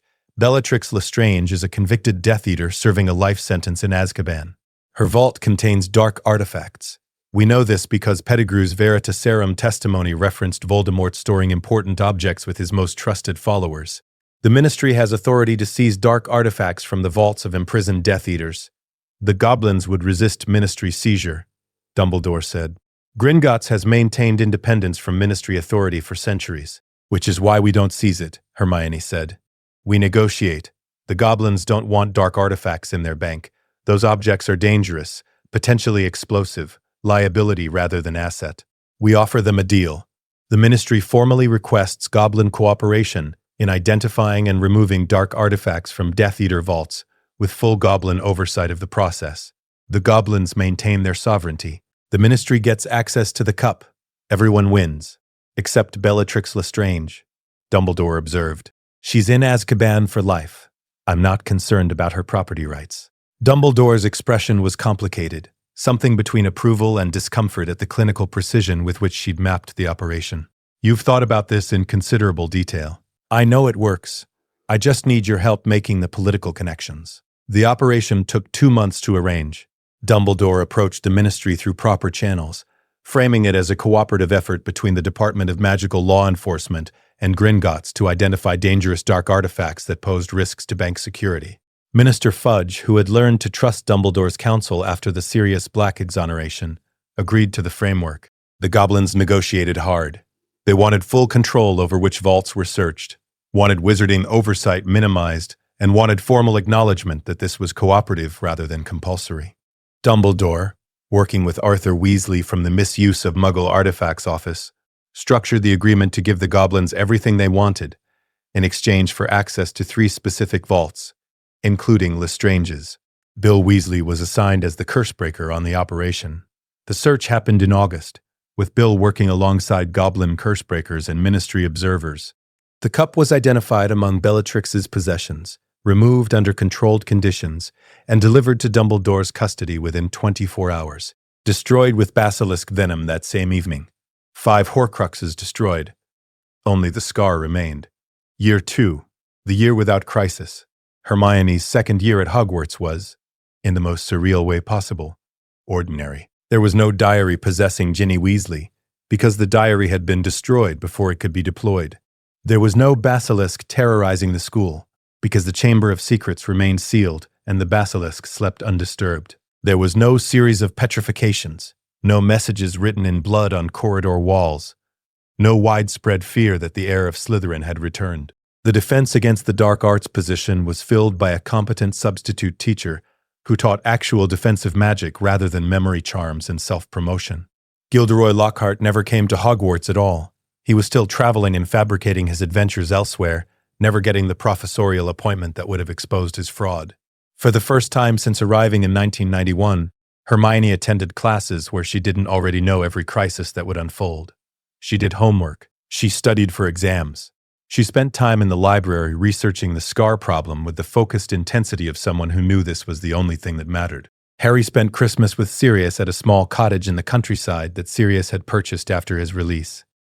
He came back to Hogwarts in January with the specific glow of a child who had experienced for the first time what it felt like to be someone's first priority. He told Hermione and Ron about it in fragments, Sirius teaching him to fly properly, cooking meals together, long conversations about James and Lily that Harry had never been able to have with anyone else. "He's teaching me about my family," Harry said one evening in the common room, his voice quiet with something like wonder. "He knew my dad. He has stories." Hermione watched him and thought about the alternative timeline, where Sirius had spent another year in Azkaban and wouldn't be free until the end of 3rd year, where Harry's only connection to his parents had been through fragments and half-told stories from people who felt guilty about surviving. "I'm glad," she said, and meant it completely. Ron's 2nd year was also different. Without the diary crisis, Ginny didn't suffer the trauma of possession and near death. She was a normal 1st year, nervous, enthusiastic, occasionally sending Ron letters asking him to stop embarrassing her in front of his friends. Ron complained about this constantly, but with the particular exasperation of someone who is genuinely fond of his sister, rather than terrified for her life. The year proceeded. Hermione scored top marks in every exam. Harry made the Gryffindor Quidditch team properly, and won matches without nearly dying. Ron developed a devastating strategic sense at Wizard's chess that occasionally made Hermione wonder if he should be helping with operational planning. And through it all, Hermione and Dumbledore met every 2 weeks to discuss the problem they couldn't solve. The scar, 18 months of research. The problem was deceptively simple to state and devastatingly complex to solve. How do you destroy a Horcrux that's embedded in a living human being without killing the human? Every conventional Horcrux destruction method required destroying the container beyond magical repair. Basilisk venom dissolved objects at the molecular level. Fiend fire incinerated them to ash. The sword of Gryffindor, imbued with basilisk venom, required driving the blade through the container. These methods worked perfectly for objects. For a living host, they meant death. The mechanism that had worked in the original timeline, Voldemort casting the killing curse at Harry in the Forbidden Forest, had required 3 conditions that would not exist in this timeline. The blood tether from Voldemort's resurrection using Harry's blood, Harry's willing sacrifice invoking ancient protective magic, and the Elder Wand's refusal to kill its true master. Without Voldemort's resurrection, the blood tether would never form. The mechanism that had allowed Harry to survive didn't exist. Hermione and Dumbledore approached the problem from every angle. Magical theory approach. Dumbledore consulted every text on soul magic in the Hogwarts library, including several in his private collection, that predated the school itself. The consistent conclusion was that soul fragments attached to living hosts could not be separated without killing the host. The soul and the body were too fundamentally intertwined. Healing magic approach. Madame Pomfrey was consulted discreetly without revealing the full context. Her expertise in magical healing was unmatched, but her assessment was grim. If a foreign magical entity is embedded in the scar tissue at the soul level, removing it would be akin to removing a piece of the patient's own soul. I don't have the knowledge or tools for that kind of work. Charm's approach. Professor Flitwick, brought into the conversation in December of second year after careful vetting, offered a different perspective. His half-goblin heritage gave him access to magical traditions that pure wizarding magic didn't encompass.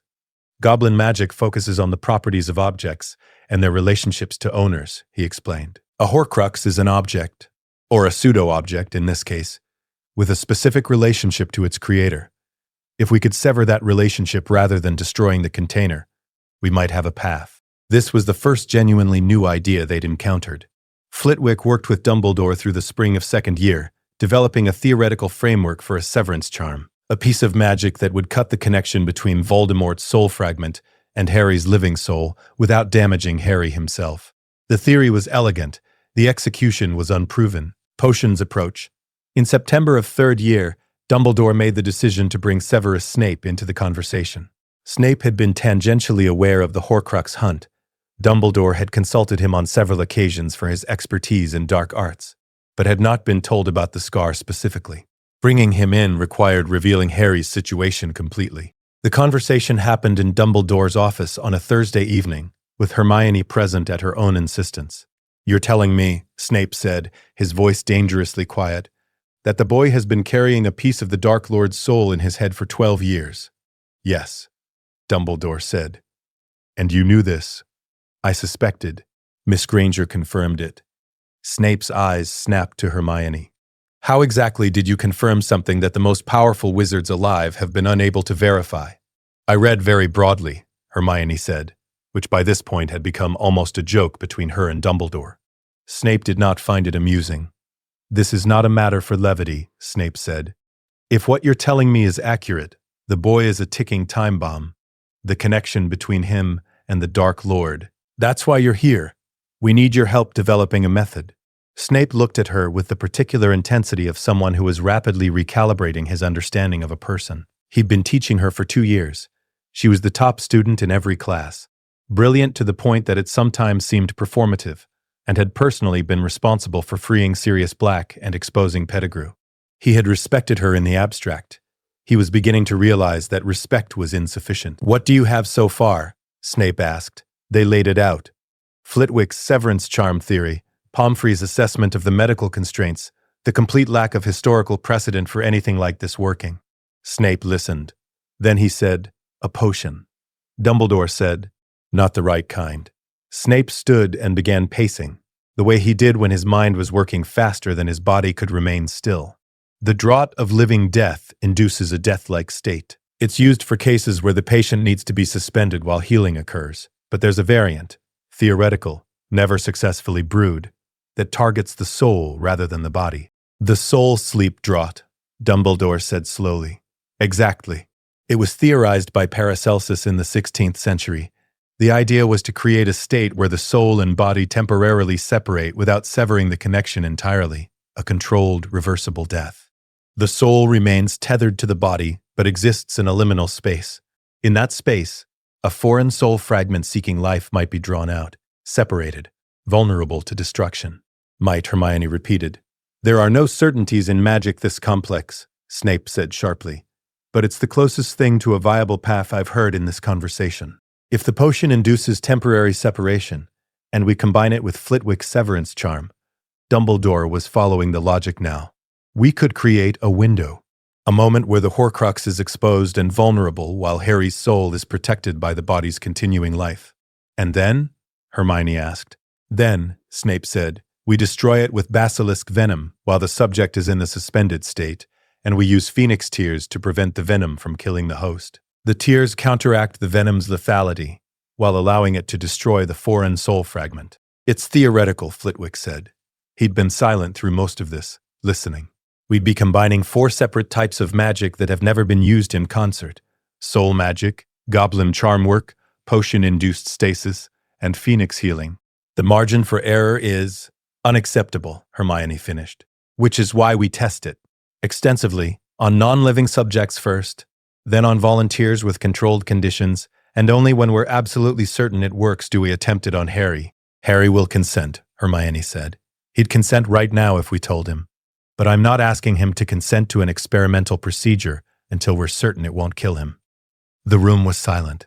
When did you become the one making these decisions? Snape asked, and there was something in his voice that wasn't quite hostility, something closer to grudging respect. When I was the only person in the room who'd already watched him die once, Hermione said quietly. I'm not watching it happen again. Year 3, testing and refinement. 3rd year proceeded around the edges of the SCAR project. In the foreground were classes, exams, Hogsmeade visits, and the specific dramas of 13-year-old social dynamics. In the background, in Dumbledore's office and in Snape's private laboratory, 4 of the most brilliant magical minds in Britain worked on solving a problem that had never been solved before. Snape spent 6 months developing the soul sleep draught, working from Paracelsus's theoretical notes and adapting them with his own expertise. The first 17 attempts failed. The potion either did nothing or induced a coma from which the test subject, a mouse, could not be revived. The 18th attempt produced a state that resembled what they needed. The mouse's body remained alive, breathing slowed but steady, while magical scans showed a temporary loosening of the soul's attachment to the physical form. Flitwick refined the severance charm through the same period, testing on objects first. Could he sever the connection between a Horcrux and its creator without destroying the object itself? The answer, after months of work, was yes. A careful, precisely targeted charm could cut the tether while leaving both container and fragment intact. Dumbledore coordinated between them, providing resources and magical theory from his 6 decades of accumulated knowledge. And Hermione read everything, questioned everything, and refused to accept any version of the plan that had more than a 5% failure rate. By March of 3rd year, they had a protocol. By May, they had tested it successfully on a constructed Horcrux, a small object deliberately imbued with a fragment of soul, donated by a volunteer from the Department of Mysteries who was terminally ill and wished to contribute to magical research. The object was placed in the soul sleep state. The severance charm was applied, the fragment was destroyed with basilisk venom, and the container survived intact. The protocol worked. In June of 3rd year, at the end of exams, Hermione and Dumbledore sat Harry down and explained everything. The conversation Harry deserves. They met in Dumbledore's office on a Thursday evening. Harry arrived confused about why he'd been summoned, accompanied by Hermione, who he'd learned over 2 years to trust completely. Dumbledore did not start with small talk. Harry, we need to tell you something about the night your parents died. And about the scar on your forehead. What followed was the most honest conversation Harry Potter had ever had with an adult in a position of authority. Dumbledore explained Horcruxes, explained what Voldemort had done to anchor himself to life through murder and soul-splitting, explained that the night the killing curse rebounded, a fragment of Voldemort's soul had attached itself to the nearest living thing, a 1-year-old boy in a cot. Harry listened with the stillness of someone processing information that fundamentally changed his understanding of himself. "There's a piece of Voldemort inside me," he said finally. "In my scar." "Yes," Dumbledore said.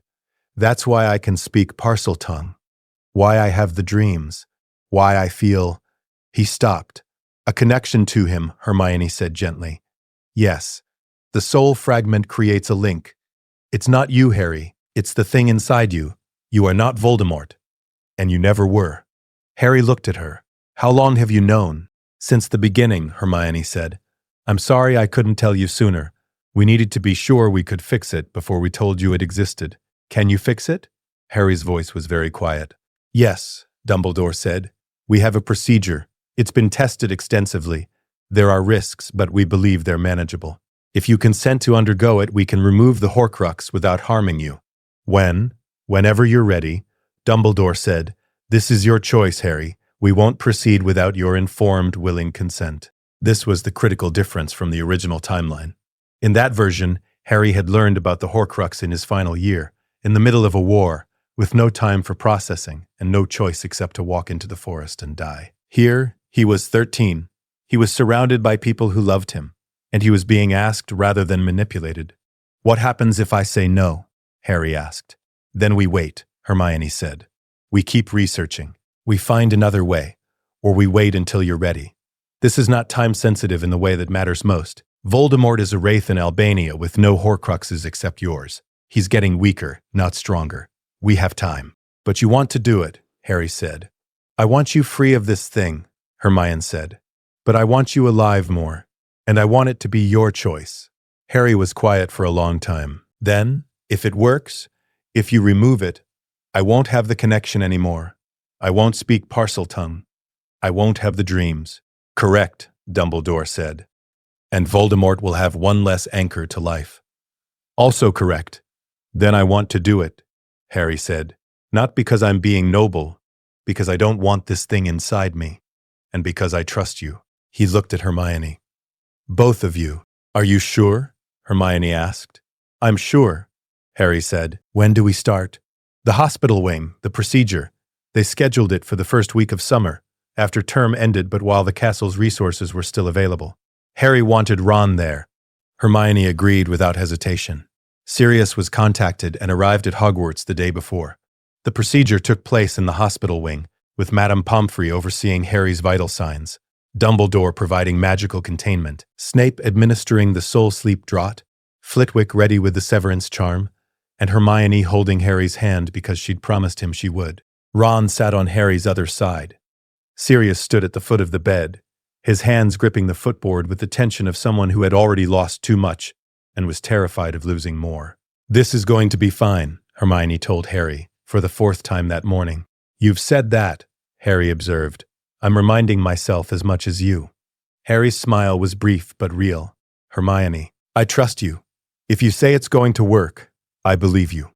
She had to look away for a moment because the weight of that trust was almost unbearable. Snape approached with the potion. "This will induce a state similar to deep sleep. You'll be unconscious but alive. Your breathing will slow, your heartbeat will slow. It will feel like falling. Don't fight it." "How long will I be under?" Harry asked. 20 minutes, if everything goes as planned," Snape said.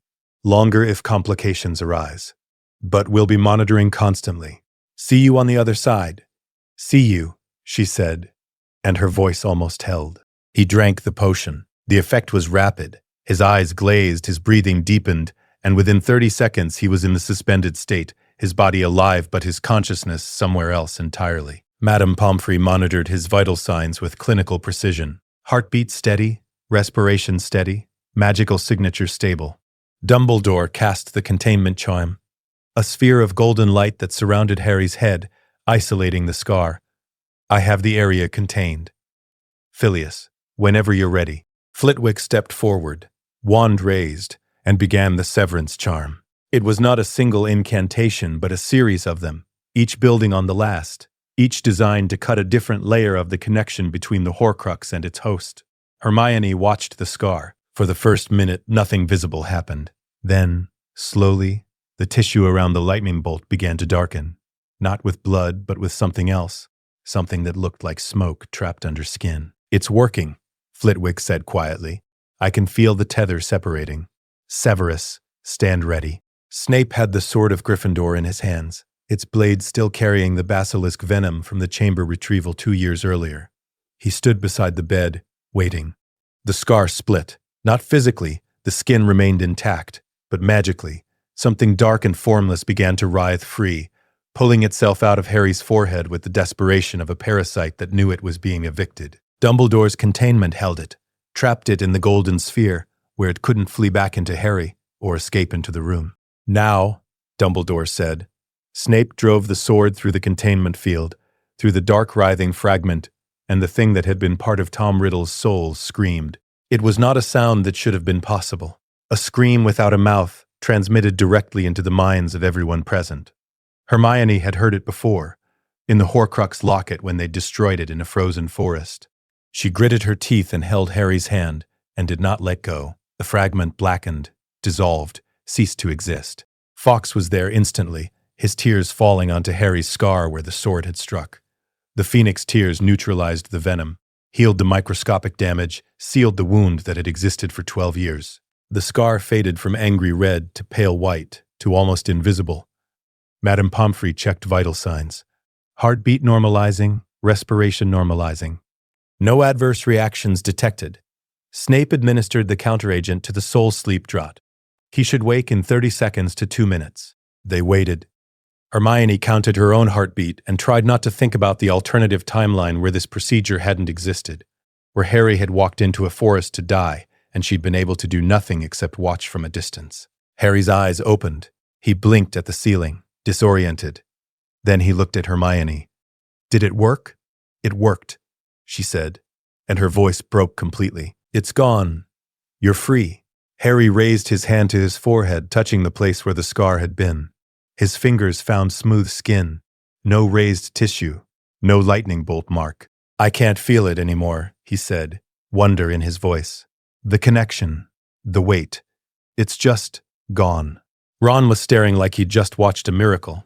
Dumbledore had the expression of a man who had spent 12 years carrying guilt and had just been offered absolution. Hermione held Harry's hand and said, "Welcome back. Albania, ending the Wraith. With the final Horcrux destroyed, Lord Voldemort's immortality infrastructure was completely dismantled. 7 Horcruxes had existed. 7 were destroyed. The Wraith in Albania was no longer anchored to existence by anything except its own will and the residual dark magic that had sustained it for 13 years. That was not, however, enough. A Wraith without Horcruxes would eventually fade, but eventually could mean decades. And while the Wraith persisted, it could possess animals, could seek out dark wizards who might help it, could remain a threat. Dumbledore organized the hunt in August 1994, with full support from the International Confederation of Wizards. The Albanian Ministry of Magic cooperated. Dumbledore's reputation as supreme mugwump opened doors that no one else could have opened. The expedition team was small and expert. Dumbledore himself wielding the Elder Wand, Moody, freshly recruited to help with threat detection, a team of Albanian aurors who knew the forests, and at her own insistence, Hermione. "You're 14, Dumbledore had said when she demanded to be included. "I'm 19, mentally," she'd said, "and I've faced him before. I know what he is. Let me finish this." Dumbledore had looked at her for a long moment, then nodded. "Very well." They found the Wraith in late August, in the same region where Voldemort had hidden after the diadem theft. A stretch of dark forest where local magical creatures avoided, and where the trees grew twisted. The Wraith was barely sentient, clinging to a host snake that was dying from the possession. Dumbledore's magic caught it before it could flee, contained it in a sphere of pure light that the Wraith could not penetrate. It screamed and thrashed and tried to break free, but the Elder Wand's power was absolute. They transported it, still contained, to the Department of Mysteries in London, where the Veil waited. The Veil was an ancient archway through which whispers came, voices of the dead calling to the living. It was a threshold to death, a one-way passage from which nothing returned. They brought the contained wraith to the veil chamber. Dumbledore, Hermione, and 3 unspeakables witnessed what happened next.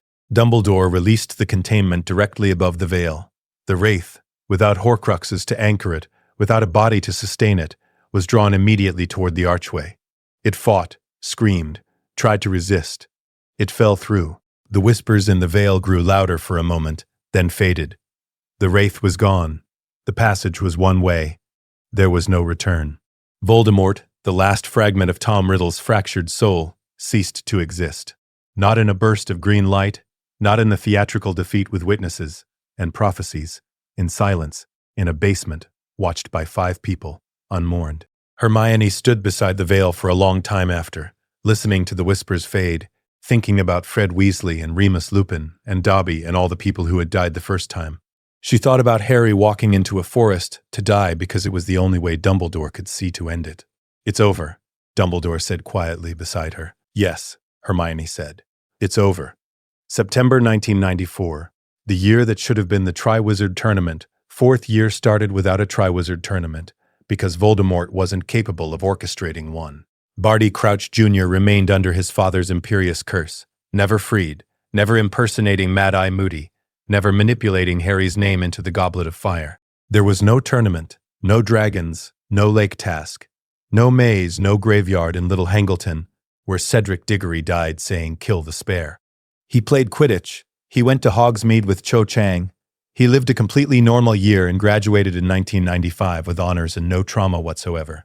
Harry spent 4th year actually being 14. He played Quidditch. He worried about exams. He went to Hogsmeade with his friends.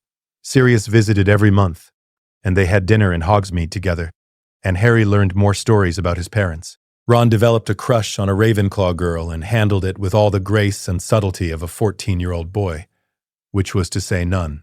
Hermione watched this unfold with the amused exasperation of someone who remembered the original timeline's Yule Ball disaster and was profoundly grateful that particular crisis didn't exist here. She spent 4th year reading, studying, and slowly allowing herself to believe that it had actually worked, that she had actually rewritten history, that the war she remembered was not going to happen. The lives she saved. By the end of 4th year, Hermione could count the confirmed saved lives. Sirius Black, alive and healthy and living in a cottage in the countryside. Harry's legal guardian, free to raise his godson, to teach him about James and Lily, to be the family Harry had never had. Remus Lupin, no longer isolated, reconnected with Sirius and with the knowledge that his friends hadn't betrayed each other. Employed at Hogwarts as the defense against the dark arts professor, starting in 3rd year, after Dumbledore offered him the position with full knowledge of his lycanthropy and full support. Teaching the job he was brilliant at, with students who respected him, without the trauma of thinking his best friend was a murderer. Fred Weasley, 18 years old in 1995, graduated from Hogwarts with George, opening a joke shop on Diagon Alley with Sirius's financial backing. Alive, laughing, whole. Dobby. This one had taken longer to solve. Without the diary scheme, Dobby hadn't been freed through Harry's sock trick. Hermione had needed to find another path. She'd eventually approached Sirius with a proposal. If Sirius, as a Black family member, formally purchased Dobby from Lucius Malfoy under the pretense of wanting a house elf with Malfoy training, he could then immediately free him. It had cost Sirius money he was happy to spend. Dobby had been freed in summer 1993. He now worked at Hogwarts by choice, paid 1 galleon a week, and tended the gardens with the devoted care of someone who had never expected to choose his own work. Cedric Diggory, alive and planning to become a healer, had never been in a graveyard, had never heard the words "kill the spare," would grow old. 50 others who had died in the Battle of Hogwarts. Colin Creevey graduated in 1990. Lavender Brown did not die to Fenrir Greyback. Tonks and Remus did not leave their son an orphan. They were both alive. Tonks working as an Auror, their son Teddy born in 1998 with his parents there to raise him. The war had not happened. The Battle of Hogwarts had not happened. The Great Hall had no bodies in it. Hermione kept a list, updating it every few months. Every name was a person she had watched die in the original timeline. Every name alive now was proof that it had worked. The cost she carries alone. Hermione Granger graduated from Hogwarts in 1998.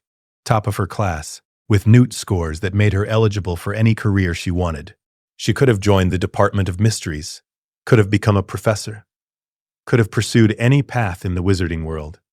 She chose magical research, working with Dumbledore at Hogwarts on problems that had never been solved. She co-authored papers on Horcrux theory and soul magic, on the ethics of time and memory, on the question of whether changing the past created a new timeline or altered the original. She never told anyone, except Dumbledore, the complete truth. Harry knew she'd been instrumental in solving the Horcrux problem, but didn't know she'd lived the future. Ron thought she was simply brilliant. Sirius thought she was the cleverest witch he'd ever met. None of them knew that she was 19 when she arrived at Hogwarts, that she'd lived through a war and come back to prevent it. She was the only person alive who remembered the original timeline, the only one who knew what it had cost the first time, the only one who carried the grief of deaths that had never happened in this version of history. She sat in the Gryffindor common room sometimes, years after graduation, visiting Hogwarts in her capacity as a researcher. She'd watch students argue over homework, laugh at bad jokes, worry about Quidditch matches and exams and whether someone liked them back. Normal things, ordinary things, things that happened when there was no war. She thought about Fred Weasley laughing in a corridor that never collapsed, about Dobby tending roses in a garden he'd chosen to tend, about Harry growing up with a godfather who loved him instead of a cupboard under the stairs, about Cedric Diggory becoming a healer, about Remus and Tonks watching their son take his first steps. She thought about the alternative, the timeline she'd erased, the version where 50 people died in a single night and she'd had to step over bodies to find Harry in the wreckage. She carried that timeline like a scar no one else could see. That was the cost of rewriting history. She was the only one who knew what it cost to write it differently. She was the only one who remembered standing in a destroyed Great Hall with Fred's body cooling on the floor, with Remus and Tonks laid side by side, with Dobby buried under a headstone she'd helped carve. She remembered, and because she remembered, she could carry the weight of it, because every death she prevented was a death she'd already mourned. Every life she saved was a life she had already lost once. She was 26 years old the day she stood in a Hogwarts corridor and saw Fred and George Weasley, both of them, together, alive, arguing about a new product design. Fred said something that made George laugh so hard he nearly fell over, and Hermione had to excuse herself and find a bathroom where she could cry without anyone asking why. "Why are you crying?" George had asked, after she'd composed herself and come back out. "I'm just happy," she had said, which was true. "You're strange," George had said fondly, and gone back to arguing with Fred. Hermione watched them walk away together and thought, "You have no idea." Epilogue. 19 years later, September 1st, 2017, Platform 9 3/4 was crowded with families saying goodbye to students. Hermione stood beside the barrier with Ron. They'd married in 2005, a quieter ceremony than anyone expected, attended by close friends and featuring a best man speech from Harry that made half the guests cry. Their daughter Rose stood beside them, 11 years old, bushy-haired and brilliant, and so excited about Hogwarts that she'd been packed for 2 weeks. "Do you think I'll be in Gryffindor?" Rose asked for the 10th time that morning. "I think you'll be in whichever house suits you best," Hermione said, "and you'll be brilliant in any of them." Harry stood a few feet away with Ginny and their 3 children. Albus was starting Hogwarts this year too, nervous in the way that James had never been, worried about which house he'd be sorted into. Harry caught Hermione's eye and smiled. He was 37 now, with the lightning bolt scar that had faded to almost nothing after the hospital wing procedure in 1994. He had no connection to Voldemort, no nightmares from a foreign soul fragment, no weight of prophecy hanging over his head. He'd married Ginny Weasley, had become an Auror, had spent 20 years helping build a ministry that was better than the one they'd grown up with. He'd lived. Sirius was there too, 60 years old and gray-haired and alive. He'd been at Harry's wedding, had been there when each of Harry's children were born, had been the grandfather figure they'd all needed.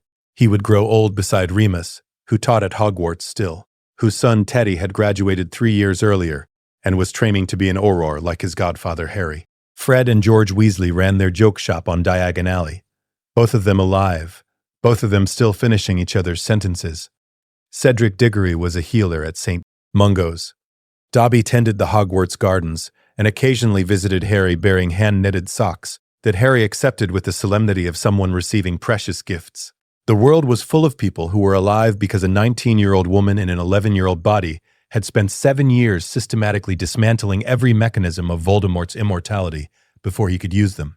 Rose hugged her goodbye and boarded the train with Albus. Hermione watched the Hogwarts Express pull away, carrying her daughter toward the same castle where she'd spent the most important years of her life. Both times through, Ron took her hand. "You all right?" "Yes," Hermione said. And she meant it. She'd saved them all. Every name on her list, every person who died the first time was alive now. The cost was that she carried the memory of their deaths alone. The gift was that she got to watch them live. It was enough. It was more than enough. The train disappeared around the bend. Hermione turned away from platform 9 3/4 and walked back into a world where there had been no war, where Voldemort was a historical footnote rather than a recurring nightmare, where children went to Hogwarts and came home for Christmas and grew up safe. She had rewritten history, and every morning when she woke up, she got to see the proof that it had worked. That was worth everything. The end.